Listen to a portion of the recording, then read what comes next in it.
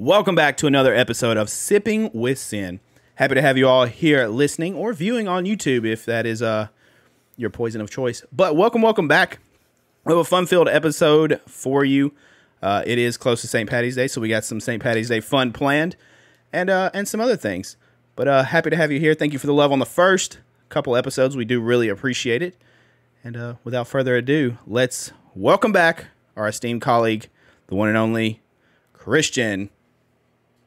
Hello, it is so good to be back for yet another episode of Sipping with Sin. I can't wait to get into the topics we got today. And the sound thing randomly gave us a whiskey, so apparently Christian needs a whiskey. So yeah, that was a big... I actually have a whiskey, so that's perfect. That was a gigantic fail for us. Oh, wait. You have a whiskey? What do you have? What are you sipping on? I'm sipping on some Jim Beam. Okay. Do you do it on the rocks, or how? What is your preferred method? You mix it? Today is just straight. Just sipping. Straight? Hey, I like it straight like that. I mean, maybe some little ice on it, just a little bit just to chill it. Sometimes you just gotta be rough and just drink it hot. Who cares? Yeah, I mean, us being so close to St. Patty's Day, I'm just like, why not just put some hair on my chest today? There you go. I'm actually sipping a beer, and I'm gonna show it on the video version on YouTube. So if you happen to check out the YouTube version of the podcast over on my YouTube channel, youtube.com, IamSinister, you see I'm drinking Sloop Brewing Sloop Jam. Boom shakalaka, baby. Look at that. Get some of that. Sloop Jam. Hey, don't you judge me. It's quite tasty though. Quite tasty. That sounds like the thing from that book / movie Holes with Shia LaBeouf. I mean, I'm thinking NBA Jam. You're thinking Holes. I mean, yeah, that too. It just sounds like the 90s. That's what it sounds like. Well, apparently it's a tart fruit ale with blueberries, blackberries, and lactose. So. Okay. Well, I'd try it. Yep. All right. But as we like to do with every episode, we like to kick it off by starting with what have you been watching, listening to, reading, or whatever. Yeah. What have you been doing? What's been going on in the life of Christian? What's been on your docket? Well, I've still been powering through Game of Thrones. I'm getting ready to finish Season 1 tonight. And like I said before on the last episode, man, it's so funny to go back and watch that show because you just see how young everybody is that survived, and then you see all the people that have so much life in them that don't survive, and it's just, oh man, it's a roller coaster already, and I'm only a season deep, so that's interesting. And then aside from that, tomorrow for us at the time of this recording is St. Patty's Day, so I'm definitely going to watch some St. Patty's Day horror tomorrow, and I'm thinking I'm going to go with Maniac Cop. Okay. Maniac Cop. Good choice. A little Bruce Campbell action. Nothing wrong with that. Absolutely. I mean, if you got Bruce Campbell, who's obviously a legend, and then another legend, Tom Atkins, like if you got both of them in the movie, I mean, come on. How do you not watch it? Tom Atkins rules. I actually have a shirt that says Tom Atkins rules. I need I need a tank top that says it. I need underwear that say it, socks, all of it, because I love Tom Atkins. So you want Tom Atkins on your underwear? I mean, I kind of just said that. Not, you know what? Actually, yeah, I do. Okay, I do. Just making sure we're clear. Just yeah, we're crystal. Okay. All right, got it. All right, so we finished Ozark, so we're waiting on the second part of that, and just started. I think it's called Super Pumped. Actually, just started didn't even finish the first episode yet. Been busy, but it's about, I guess, the origin of Uber or something to do with Uber. Maybe it's not the origin. Not 100% sure. But we're starting that and hopefully going to check that out. But with tomorrow being St. Patty's Day, as you mentioned, I'm going to do my traditional. We usually like to watch the Dropkick Murphys concert. They'll put a live concert on. I forget how many years they've done it, but it'll be on YouTube and stuff like that where they just put on a live show and broadcast it. And nice Irish punk music and stuff like that. So they have a lot of good songs for the holiday. So we'll be doing that. And then we'll probably watch... Leprechaun's always a good choice. And we may just put Leprechaun on just for something. If not that, there's actually a couple others I have considered, and they're actually on a list that we have that I wanted to read to you. It's the 10 best St. Patrick's Day horror movies.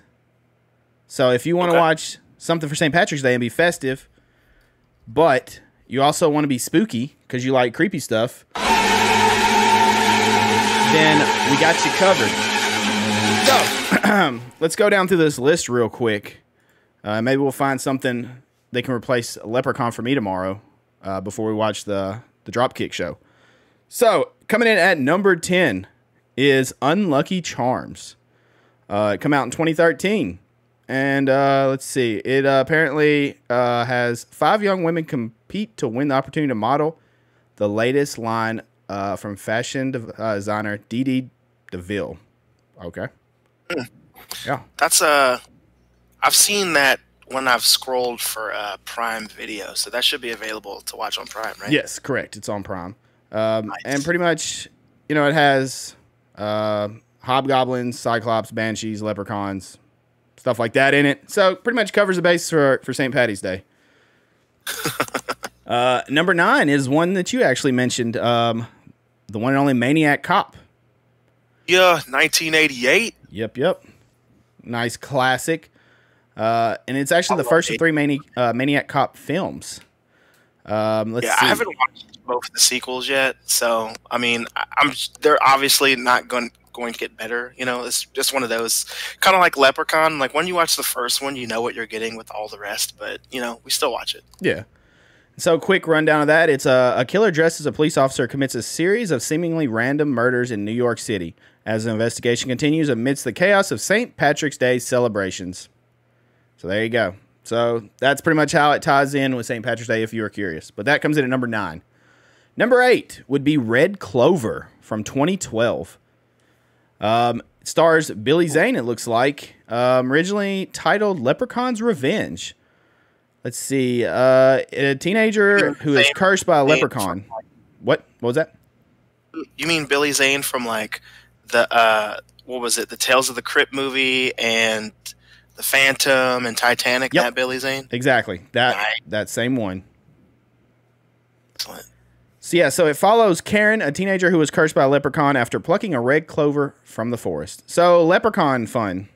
They're gonna, hunt down somebody for plucking some clover. So that comes in number 8. And that's also available on Prime Video, it looks like. Number 7. Oh, Lord. I've seen this movie, and, I'll just tell you what it is. Leprechaun Origins from 2014. Trash. I mean, I can't really argue. I watched it, and I was like, oh, God. It's unrelated to the Leprechaun franchise, in case you're wondering. So, just because it has a name doesn't mean it's connected to the Leprechaun franchise and all that. But yeah, so another leprechaun. They're being tormented by a leprechaun. Yeah, that's about it. I gotta let you in on something real quick. Now that you brought up that terrible film. So whenever I'm watching a movie, everybody has their own ranking system. Yeah. When I see a movie that is just like truly garbage, that is like the bottom of the barrel trash, I like to call it boo-boo shoes. So Leprechaun Origins 2014 is 100% certified boo-boo shoes. Wait, what did you just say? What is it? Boo-boo shoes. Boo-boo shoes. Okay. Yeah. What did you think I said? I mean, it sounded like you said booby shoes to me, and I was like, well, okay. I'm not sure how that works, but okay. Boo-boo shoes. No, man, boo-boo shoes. Okay, boo-boo shoes. Yeah, I mean, I can't disagree with that. Me and the missus watched that, and we were like, wow, this is hot garbage. So that's at number 7. I feel like that's kind of high for that, but whatever. All right, at number 6, The Hallow from 2015. Let's see, The Hallow, it pretty much brings on traditional Irish folklore of fairies and banshees. So there you go. That's how you're covered and how it is tied to St. Patty's Day. Irish folklore. Gotcha? Yep. I don't think I've seen that. I feel like I don't know. It sounds really familiar, but I don't think I've seen it. Yeah, I think I just watched a piece of it, so not enough to give you like an honest, fair opinion. Yeah. All right. So then we continue on to number 5, Leprechaun Returns. 25 years after the events of the movie that began the trend, Leprechaun Returns attempts to modernize the 1993 Leprechaun while maintaining its comedic slasher roots. I'm not going to lie, I haven't seen this, but the picture they are showing me does not look good. Leprechaun looks, I don't know.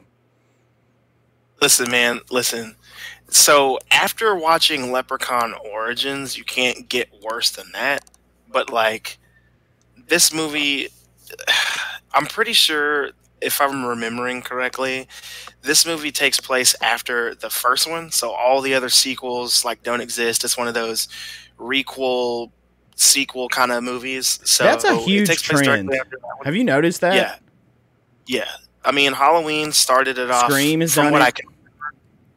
No, Scream didn't do it. Never mind. Scratch that. Scream didn't do it. It was Texas Chainsaw Massacre did it. It sure did. And that also didn't end too well.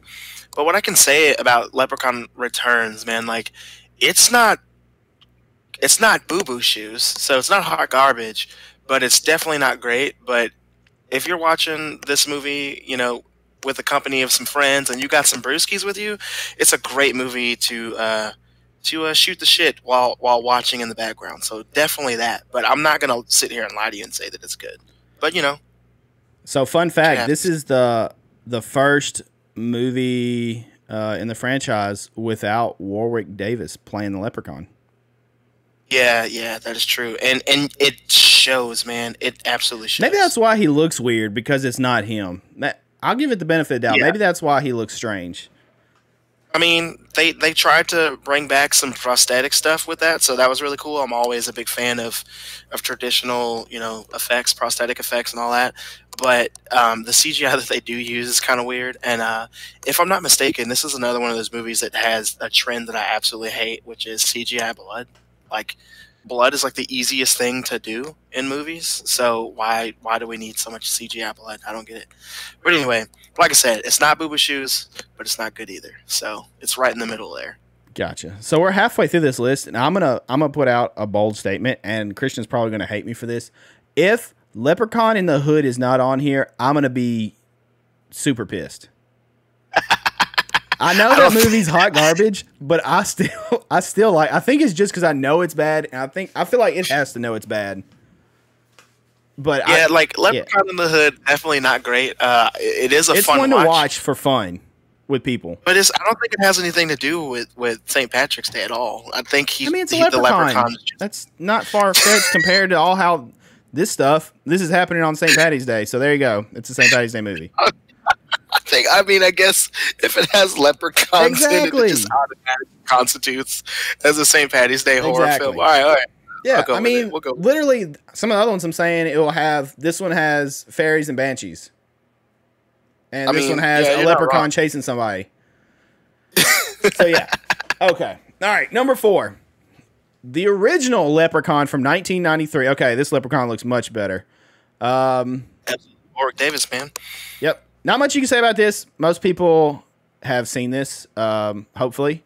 If not, you should watch it to see Jennifer Aniston, a very young Jennifer Aniston starting her acting career. Correct? Yeah, she's in it, right?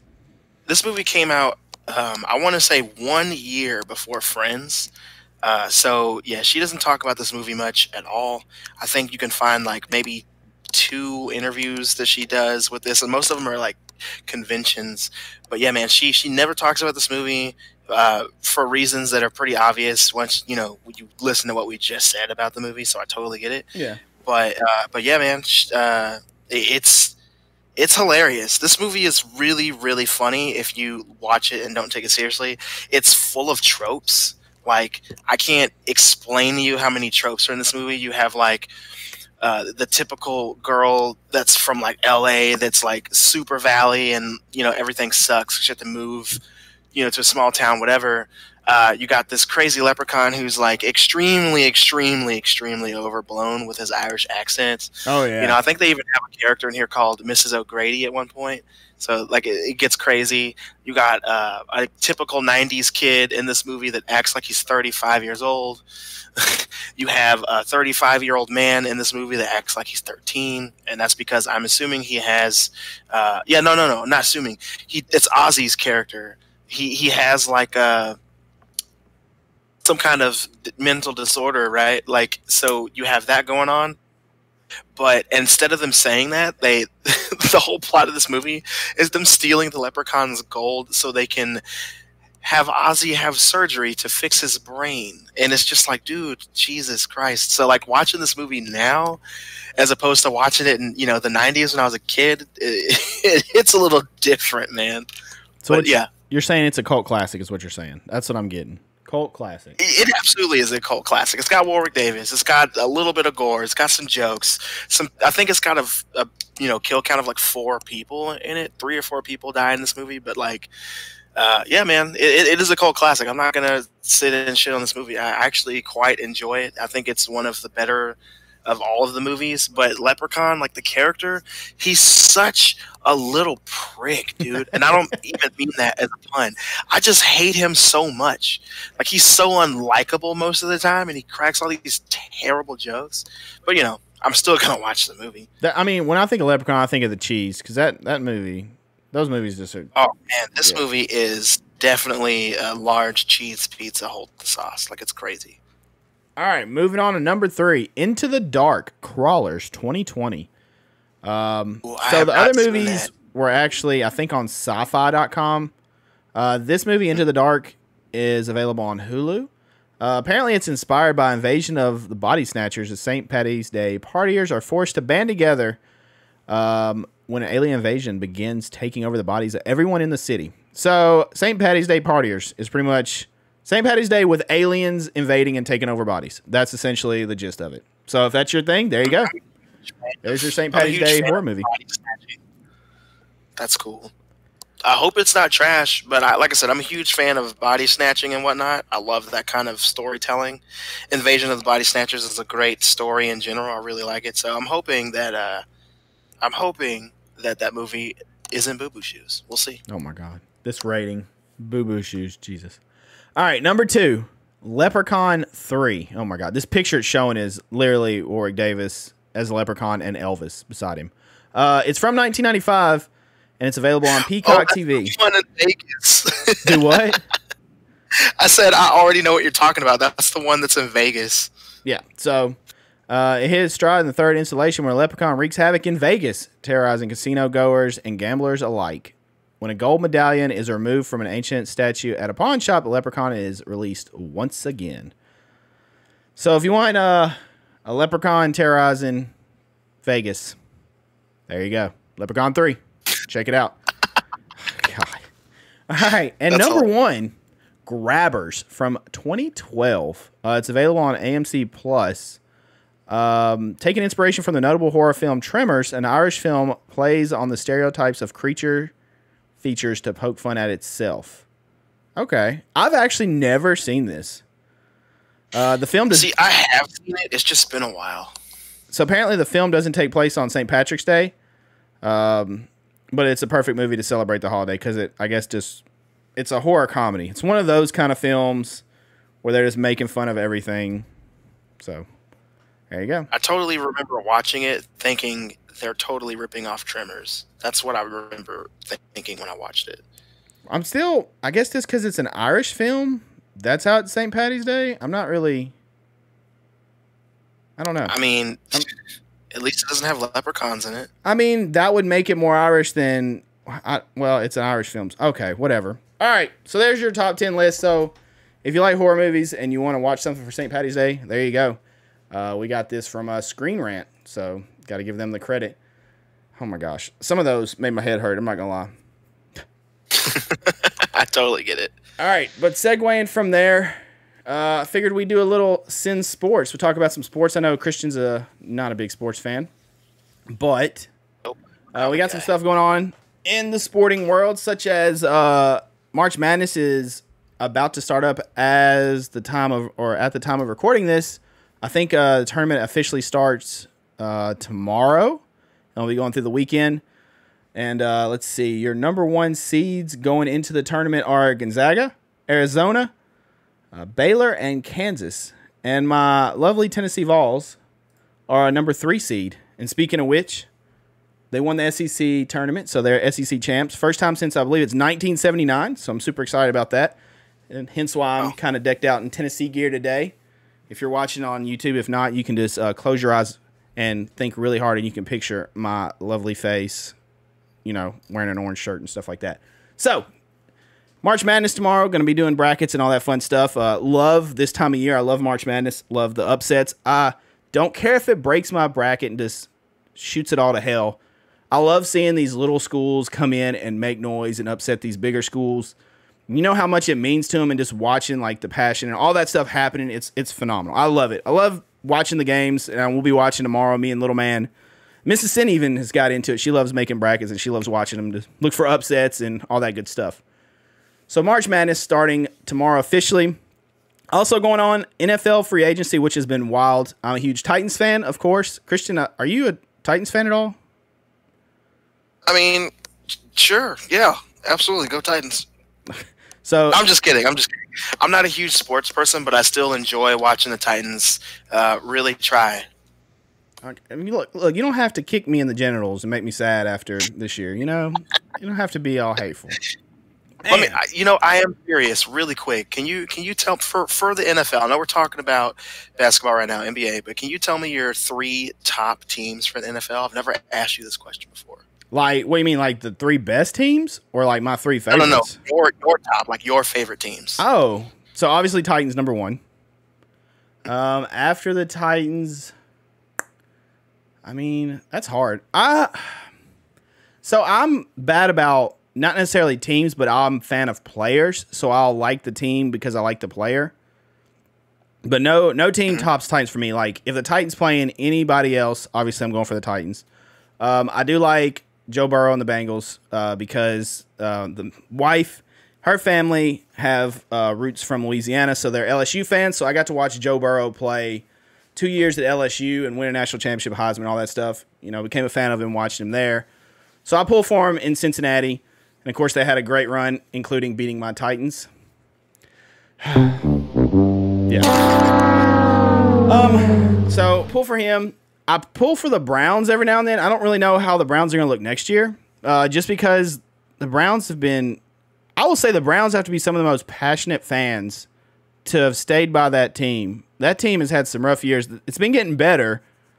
You know, the last couple years, they've definitely been doing better. But I'll pull for them some. And Green Bay, I don't know why, but I've always kind of, I don't mind Green Bay. They don't bother me. I like Rodgers and them and watching Green Bay. Used to like watching Favre. So there's some teams. And, of course, I'll pull for the Mrs. Saints. She's a New Orleans Saints fan also. So I'll pull for them some. So there you go. All right. Well, thanks, man. And then one last sports question from me. Last sport ball question.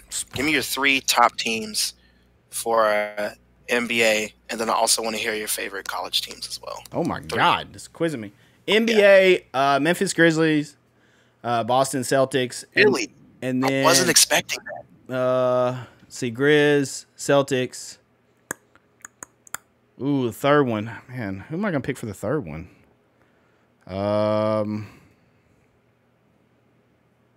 Actually, I don't really know who my third one would be, honestly. Thinking. Grizz and Celtics are pretty much my main 2.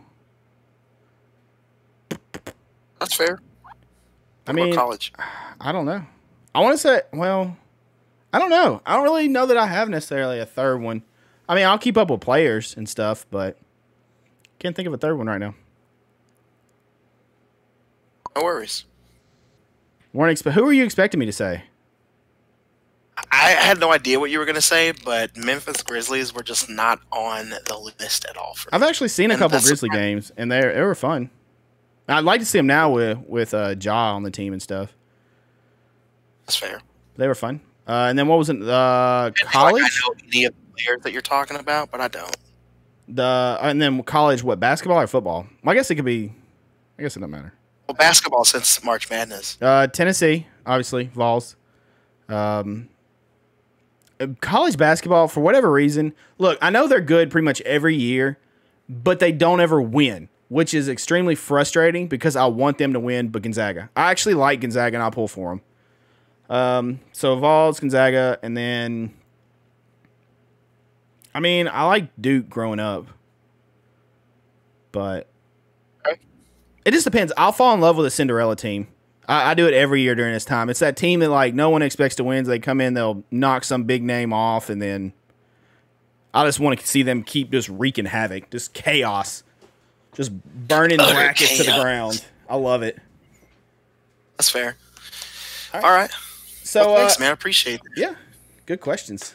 Man, I can't think of an NBA team that's bothering me. I feel like I should have another one, and I just don't know. Nobody's like, there's none that are just really like clicking for me right now. I mean, I like players. It's kind of like NFL. There's players I like that are on teams. Yeah. But, yeah. Okay, so moving forward. NFL free agency. I'm not going to spend much time on it because I could go through a ton of stuff. But NFL free agency has been interesting. The Titans just announced that they are releasing Julio Jones. They've released a couple players to make cap room. So that's pretty interesting. Aaron Rodgers signed a massive, massive deal with Green Bay. Baker Mayfield may be out in Cleveland because it's reports that they are going after Deshaun Watson. And Von Miller, which I did not expect this at all. Von Miller got traded from Denver to the Los Angeles Rams this past year. Won a Super Bowl with the Rams. And I kind of expected him either to go back to the Rams or to go to Denver. But instead, he signed a 6-year deal with Buffalo, which was pretty crazy. J.C. Jackson went from New England to the Chargers. Christian Kirk went from Arizona to Jacksonville. Let's see. There was Randy Gregory. Announced he was going to sign with Dallas, but then ended up signing with Denver, which was interesting. Let's see. Who else do we have? There's been a bunch of people. Mitchell Trubisky is now Pittsburgh's quarterback. Miles Jack went from Jacksonville to Pittsburgh. Yeah, and it just keeps happening. There's still a lot of moving pieces. Of course, Tom Brady announced retirement, and then 2 months later, he announced he is not retiring. He's now coming out of retirement to come back to the Tampa Bay Buccaneers. But a lot of moving pieces, a lot of free agents still out there, and it's going to be interesting to see how it all plays out. Where Deshaun Watson goes is a big piece. Of course, Russell Wilson got traded from Seattle to Denver. And it's been a wild one. Khalil Mack went to the Chargers from Chicago. And, yeah, it has been a crazy busy free agency. So it'll be interesting to see how it continues to play out and how it all goes. Hopefully the Titans can address some needs and, build up. I am sad, though. We had Foreman was a backup that filled in when Derrick Henry was hurt this year. And he played really well for us. And I was really hoping we'd sign him as a backup. But instead, he got a 1-year deal with Carolina. But it is what it is. I mean, that's how it all goes. So, yeah. Not going to spend too much time on it. We may touch another episode. Or if you want to hear more sports, I'm sure Christian would love to talk about sports because he loves sports. But definitely let us know and suggestions. I think I said, let us know a lot last time. But we definitely want to get viewer feedback and see what you guys enjoy, what you don't enjoy, and what you want to hear more of and stuff like that. And we're open to criticism, so there you go. But that's enough of me rambling about that. Christian has something to speak with us about, and who knows what it could be. Christian, what you got for us this week? I sure do. As our listeners know, I do love me some comic books. So today I'm going to talk about one of them dang comic books I just read. I really like. So today I'm going to be talking about a DC comic. It's a DC Black Label. It's called Batman Imposter. So before you get too deep, what is DC? Before you get too deep, what is DC Black Label? What is that exactly for those that don't know, including myself? The DC Black Label is kind of like Marvel Max. It's just like stories that you can tell that have maybe some language or maybe some gore in it. Just like rated R comics essentially. Okay, gotcha. Yeah. So they're just able to go a little darker with the stories and what the characters say and what they do. So instead of Batman or Bruce Wayne, not necessarily in this comic, but for an example, instead of a hero waking up in their bed alone with their covers all jacked up, they'll wake up and they'll have maybe somebody in the bed with them that they hung out with last night. You know what I'm saying? So that's pretty much like playing checkers or something. Scrabble? 3D chess. Okay. Yeah. Gotcha. But Mattson Tomlin wrote it, and the art is by Andrea Sorrentino. And for the comic lovers out there listening, Andrea Sorrentino has done a lot of art for DC. She's done some iVampire stuff. She's done Green Arrow, mostly like the New 52 kind of stuff, I believe. I could be wrong on that, actually. She did the Joker story, which is Killer Smile, with Jeff Lemire. Pretty much anything that Jeff Lemire writes, she's probably the artist on it, so that'll help you with that. She did a lot of Gideon Falls for people who are reading stuff like just a little bit more current. So she's doing a bunch of that. But and I keep saying she. I'm totally wrong on that. That's not a she. I apologize. But anyway, the story itself, it's a year one Batman story, and I've just kind of taken this story to be the Pat Bat universe. It's not the Pat Bat universe, but every time they show a drawing of like Bruce Wayne, he looks just like Robert Pattinson, or pretty close. Like it's very easy to see the connection there. And his batsuit, looks like the batsuit from the comics, but it's a little bit more inspired from the movie as well. So like you kind of get the best of both worlds. So there's that going on. But in this world, it's an Elseworld story, if I hadn't said that already. And the characters are a little different. So you don't have a Gordon in this story. He's been run out of Gotham. If you guys are familiar with the character, the ventriloquist, he's in this story as well, but he is not the ventriloquist that we know. His origin is a little different. This is kind of before he becomes a full-on villain. And in this story, Bruce is seeing his therapist that he's forced to see, and his therapist is Leslie Thompson. And then for the comic lovers and the fans of the animated series and whatnot, that Leslie Thompson is usually a doctor, usually portrayed as an older lady, friend of Bruce Wayne, friend of the Waynes, and she's kind of like a night nurse character. She essentially, patches up Batman and the subsequent Bat family when they get pretty jacked up, and I believe she helped Bruce when he got his back broken by Bane, all that stuff.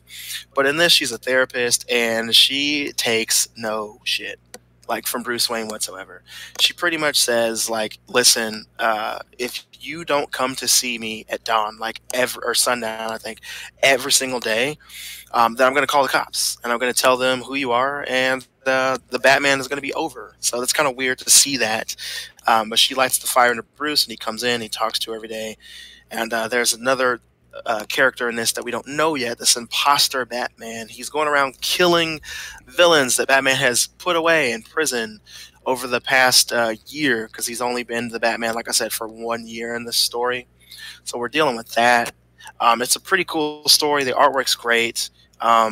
It's really hard to see this version of Batman making the mistakes that he makes, knowing how our traditional, Earth 1 Prime Batman acts, and just to see that happen is really, really funny. But anyway, this Imposter Batman, like I said, he's killing people, and Batman's on the case. He's got to stop it. He's got to see what's going on. And because there's no Gordon, they introduce this other cop. And, the relationship to her and Batman and her and Bruce kind of come into how that evolves. I don't really want to ruin that so much so, because I do want to express that this story just ended. I want to say it ended as of the time of this recording last month, February. So you can buy this full trade paperback if you don't want to buy the single issues right now.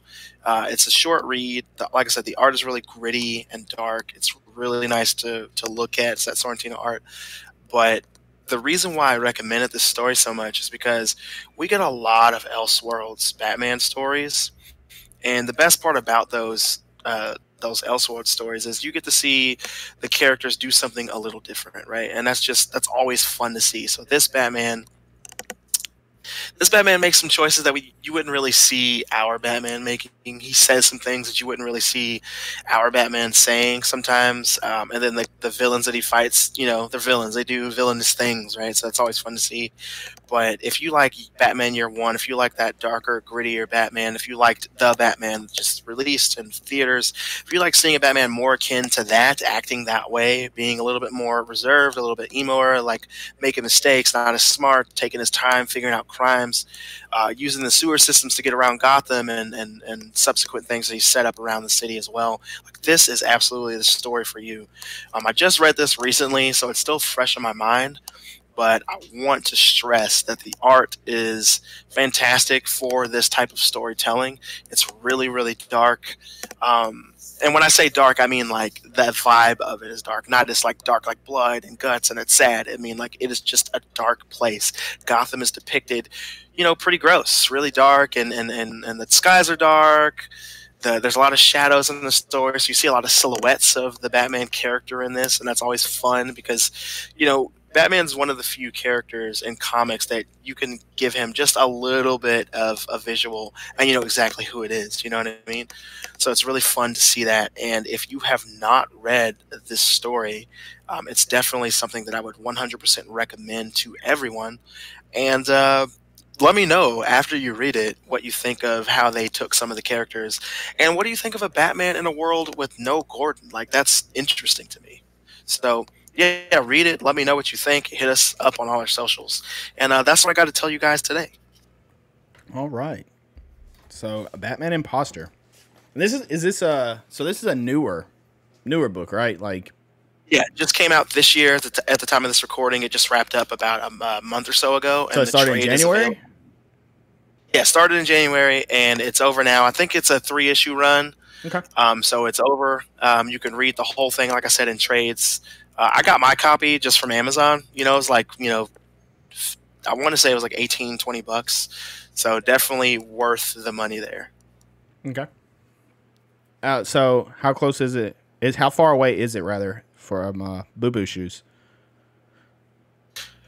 It's pretty far away from Boo Boo Shoes. Like, if I had to rank this right now, like just like a number grading to give it a little bit more context, I would say this is a solid 7.5 for me, just to be that short of a story, 3 issues. It's really, actually, it's an 8. It's a solid 8 for sure.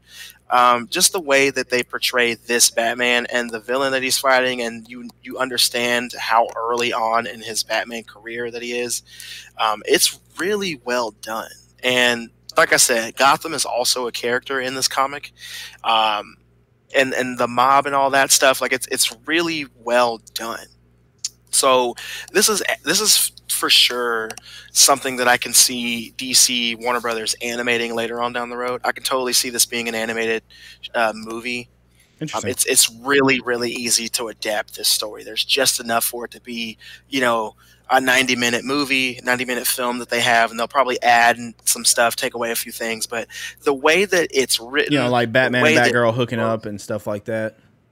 Yeah, no unprotected bat sex in this for sure. But like, when you really get into behind the mask of Batman on this, so that we're talking to Bruce. But like I said, if you've seen the latest Batman film, it's way more reminiscent of that version of Batman, where he is pretty much Batman all the time, but he doesn't quite know how to turn it off. But I will say, in this, he does have a Bruce Wayne persona. He definitely knows how to talk and how to be smooth when he needs to, but it's not perfect yet. And you see him do that in this when he's talking to certain cops that I've mentioned earlier. You definitely see him do that, but you see him also make mistakes. You see him fall for some people. Like, I really like to see that for this version of the character. So definitely a solid 8 for me. DC Black Label, Batman Imposter. It's available now. Like, absolutely pick it up. Tomlin, I can totally see him writing more stuff for DC. He's probably already doing it. I haven't checked out the solicits yet, but I really, really enjoyed this story. And somebody recommended that I read Batman the Detective. And to that person who recommended that to me, that was by Tom Taylor. This is better, miles better than Batman the Detective. That's also a newer story. It came out like towards the end of last year. And the trade, I think, just came out at the beginning of this year. It's got Andy Kubert art, so the art is fantastic in that story. Batman Detective has much better artwork than Batman the Imposter, but the story is where it's at in this. So if you want to read a good Batman story that's Elseworld, Black Label, a little bit darker, a little bit grittier, definitely go for Batman the Imposter. Just out of curious here, but if you gave that an 8, what's something you would have gave a 10? And is there anything Black Label that you would have gave a 10? That's a great question. I haven't I'm read just curious, enough just kind of Black scale Label it for like the ranking you're giving this. Okay. So, man, what would I give higher than the 8 for Batman? There's a lot. So actually, yeah, the if you've read the Greg Capullo, Scott Snyder Batman story for like New 52 Batman, the very first arc of that is the Court of Owls arc. That's like damn near a perfect 10. I want to say right now, just without me looking at it at all, I'd probably give that a 9 right now. Stories like Hush. Batman Hush, drawn by Jim Lee, like that's a Jeff Loeb. That's another really good story as well. I'd probably give that a 9. Batman: The Dark Knight Returns. That's a 9. I don't know if I have a Batman story off the top of my head that's a perfect 10, and that's only because when you start looking into these stories, like there's always something to be said in them. Why didn't Batman do this? Why didn't this happen? Why didn't that happen? So I try not to give any of those stories like a perfect 10 to me. But I mean, if you got a 9 as a comic book, like that's pretty damn good, because you don't just read a comic every day and think, oh my God, this is amazing, this is perfect. Like even for me, as good as Watchmen is, I still wouldn't give it a perfect 10, right? But when I read it, it was a 10 all the way, and I've read it multiple times since then. So there's things about the comic that I don't like, but that's more so because it's a product of its time. But as far as Batman stories go, those are the three, that pop up on the top of my head right now, that I would give a 9 to, just because, like I said, I try really hard not to give those stories perfect 10s. And there's always going to be somebody, a viewer or a listener that's going to argue with me, and I say bring it on, man. Please argue with me. I love that. Like, no disrespect to anyone who disagrees, but like I really like hearing other people's sides of these stories and like why they like it, why they don't like it. And I will say, if you're gonna come at me with more than, no, it sucks, the art's trash, Batman's terrible, I like Iron Man. Like, come on, like seriously. But if you got something to say about it though that you don't like or you do like, please let me know, because I love hearing those opinions. That helps me, as a fellow artist myself. Like, that helps me come to terms with things that I like. So yeah, by all means, let me know. Vin and Ink on Instagram, Sippin With Sin, and IamSinister for Mr. Sin here as well. Let us know what you think. Yeah. All right. Well, thank you for that. That definitely sounds interesting. Something I'd like to check out. I love Batman, so anything Batman that you recommend, especially things that you recommend highly, because you recommended Hush to me, and I read Hush, and I was just like, oh my God, I've been missing out. And you've recommended a lot of really good comics to me. A lot of stuff that I read, and I was like, okay. I feel like you kind of know like the art style, because I'm a sucker for really cool art styles and stuff, so that, draws you in visually, but then a good story like Hush and stuff like that, just, yeah. Oh, yeah. Dude, I'd say like the art will make or break a story. Now, if you have art that's like fine, but the story's really good, it kind of evens out. Yeah. But if you have a story that's not hitting and the art is terrible, like it's hard to get through those stories. So sure. I really try to recommend stuff that has good both, but sometimes, like I said, the art can suffer if the story is there. That's for sure. Oh, yeah, for sure. So before we start wrapping everything up, do you have any St. Paddy's Day traditions? Kind of going back to that for just a second. Is there anything that you do, every year, or something you try Honestly, to do? no. I do the typical kind of like, down south thing. I wear something with green in it, because I don't own a lot of stuff that is solid green. Same. But, I wear something with green in it so I don't get pinched. And then I just recently started like messing around with different ales and stuff, so I don't really have a tradition. I'm just now finding stuff that I enjoy, so not yet, but I can say for this year, tomorrow, I'm totally going to watch St. Paddy's Horror, which we mentioned before, and I will have myself a tasty beverage. Which ale or beer I'm going to have, I don't know yet. I'll probably pick it out tomorrow on the way home, but I'm definitely going to have one while I'm watching this movie. So we should totally post whatever you pick on social media and let the I will post it, and I will tag us so everybody can see what I'm doing. Yeah. Post it on the Sippin With Sin page and all that stuff. So you speak of like ales and stuff. Have you have you ever tried Guinness or Murphy's or anything like that? Have you ever tried any of those? Yeah, I've tried both. I actually quite enjoy Guinness. Like, I didn't think I was gonna like it, but it's fantastic. Yeah, that's a good one for tomorrow. I'm gonna try to find something. I think I might have one Guinness left, but also I'm not gonna go crazy tomorrow. Tomorrow's gonna be just maybe one just to kind of chill and celebrate the holiday. Something we've done for years. A good friend of ours has a St. Patty's Day little gathering. Nothing crazy, but just like some friends come around. They have some like Irish food and stuff, and it's always a good time. Irish music playing, stuff like, and then stuff like Dropkick and stuff like that playing, and it's a good time, real festive. And last year was my first year doing it, and I have to say that it was one of the most freeing experiences of my life. But I wore a kilt because it's one of their things. They'll all wear kilts. A lot of them will. And last year I was like, you know what, hell with it. I wore a kilt, and kilts are kind of the play. I'm not gonna lie, like. I felt so free and agile. Well, agile for me, but like it was pretty amazing actually. So I'm pretty excited. Be doing that this weekend, so that'll be fun. Yeah, that's pretty much what I'll do. We'll watch that Dropkick concert, and then nothing too crazy tomorrow, for me at least. Movie, and then celebrate this weekend. But okay, moving on from that. And to those that celebrate and stuff, happy St. Patty's Day. Although the time you're hearing this is definitely long since passed, but I hope you had a good, safe St. Patrick's Day. We had a viewer give us a suggestion. Like we've said before, we take suggestions, stuff like that you'd like to hear, or things you might want to hear in the show, or, like, don't like, all that good stuff. We had someone suggest this, and we love the idea. So we have a new segment to wrap up each episode.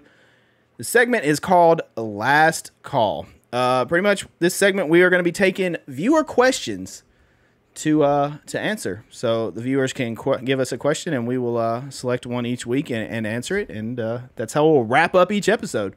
So welcome to the last call. Whiskey! All right. So for this question, the one and only Matt Sweeney has asked, Christian, apart from being a comic book movie connoisseur, what do you do for a living?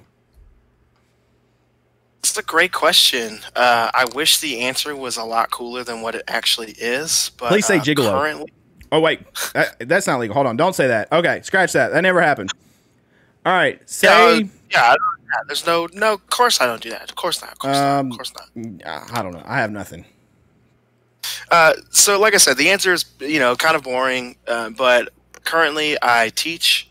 I work online as well as a social media manager, and I sell artwork on the side. So that's kind of how I can eat every day.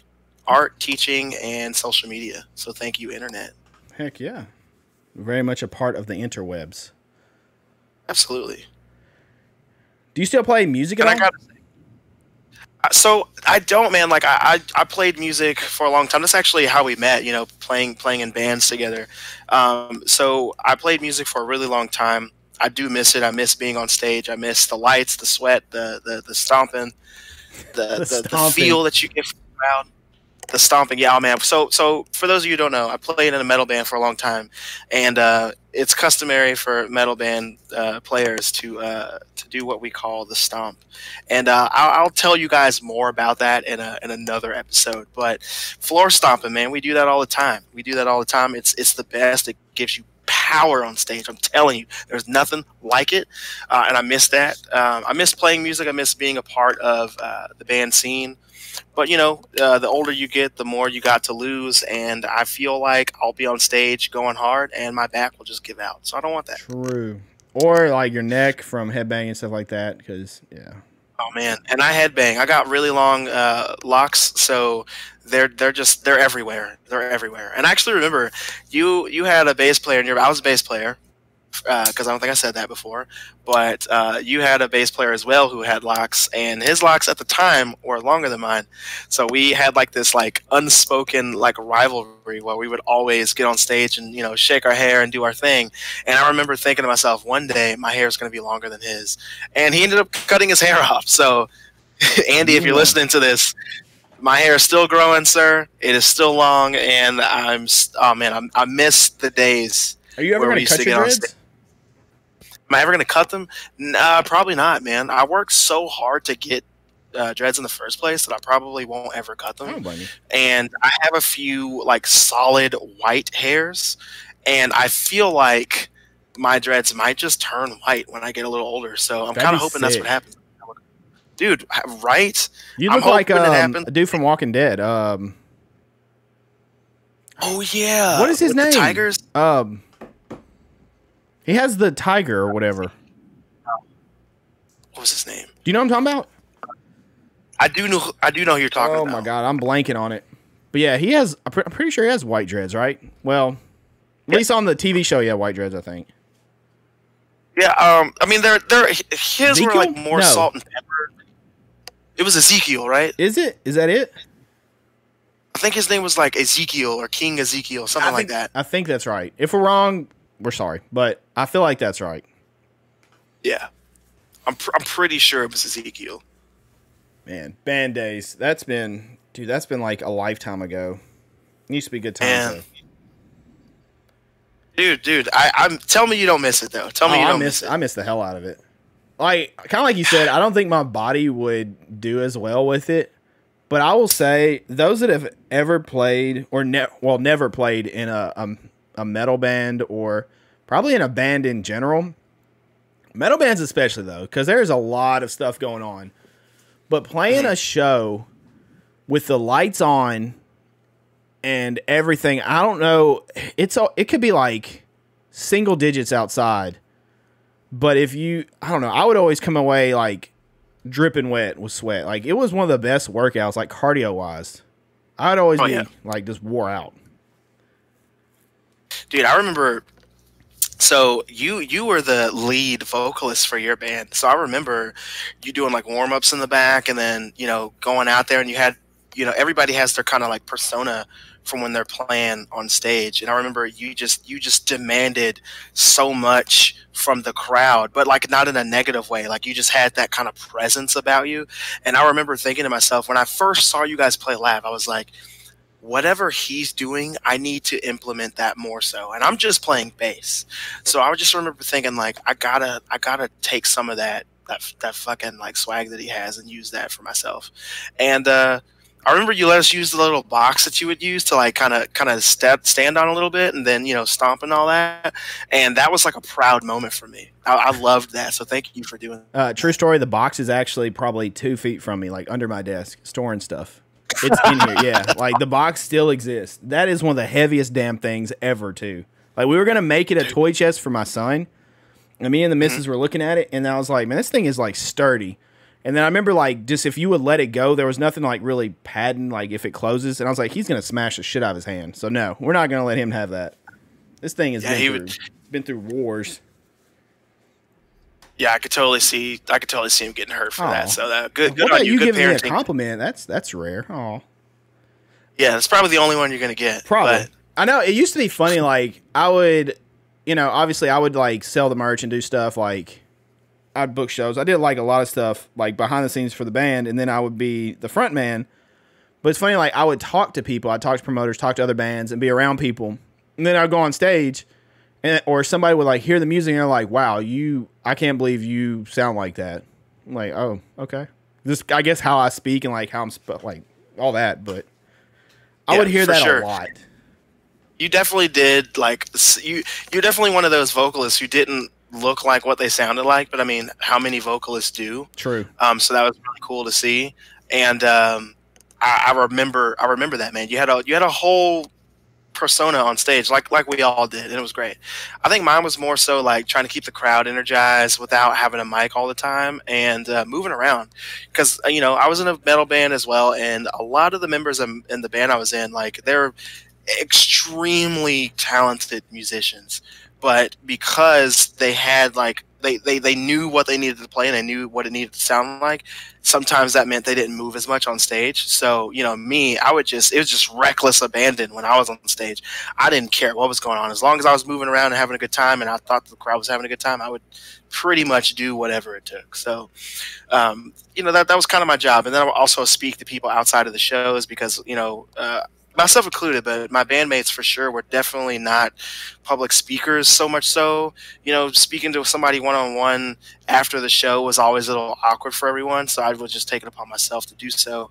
And then our bandmate James Downs, he would also do a lot of that as well. So we kind of just tag teamed, talking to people and trying to lock down more shows after that. And it was fun, man. Like I said, I miss it. It was a great experience. I wouldn't trade that for the world. I loved it. Heck yeah, man. We could do a bunch of episodes on band stuff. There's so many band stories and things, and that's definitely, I would like to not only just reminisce with you on stories, but I would also like to maybe get some of the former bandmates on here, or even people we've played with or stuff like that. I mean, there's lots of stories out there. Lots of, maybe that could be a different type of Sinister tale, Oh my That'd be cool. Yeah. If you guys are, yeah, I mean, I'd be down to do that. There's a lot from back in the day. I mean, a lot of shows played and a lot of interesting times. But that's going to do it for this episode, boys and girls. Thank you for tuning in. Thanks for listening. We do appreciate it. You guys have been growing. The audience has been growing, so thank you so much for that. And, yeah, if you want to follow us on social media, Sippin With Sin, everywhere, Twitter, Instagram, Facebook, TikTok. Check it out. We post clips, all kinds of stuff. Interact with us there. And as well, you can come to my personal YouTube. The Sippin With Sin one will be made eventually. Just got to get time and stuff to do it and get it all set up properly. But for now, you can go to IamSinister on YouTube and check out the podcast every week, every Wednesday. It's uploaded at the same time as it goes live on Spotify, Apple, Google, everywhere. 8 a.m. Central Time every Wednesday. But yeah, you can find me on TikTok, Instagram, YouTube. Well, no, YouTube is IamSinister.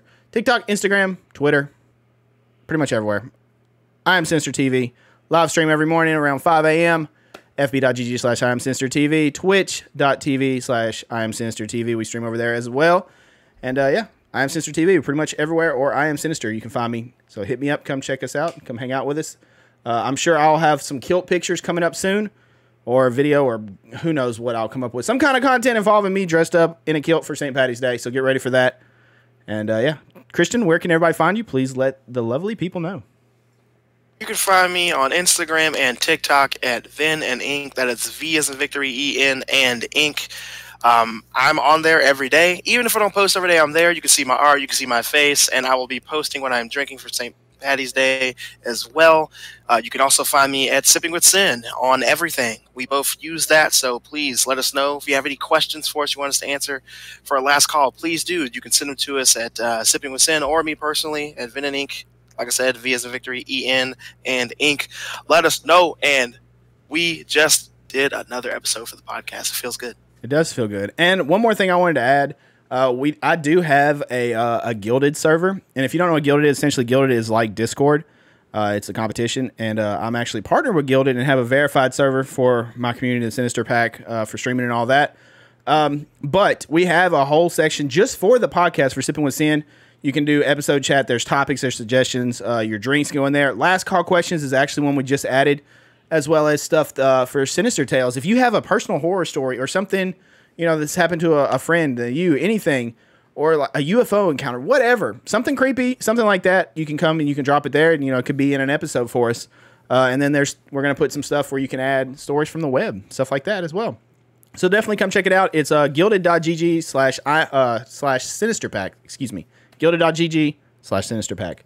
And it may ask you to do an application. If it does, it's just one of their little procedure things for protection. Just put here from the podcast. Here from Sippin With Sin, and you'll get accepted, and you'll get the roles, and then you can check it all out and be a part of the community and hang out with us. But that's going to do it. Thanks for hanging out. Thanks for tuning in. We appreciate it, and we'll see you guys next time. Christian, do you want to take it away? I sure can. Thank you guys so much for one other episode of Sippin With Sin. We really appreciate it. Please don't forget to send us your questions. You can find us all over the social medias at Sippin With Sin, at Vin and Ink, and at IamSinister TV. Thank you guys so much again. Please let us know what you think. Leave comments, leave ratings. We'll see you in the next one. And don't forget, guys, no matter what happens, don't get gutted. Bye.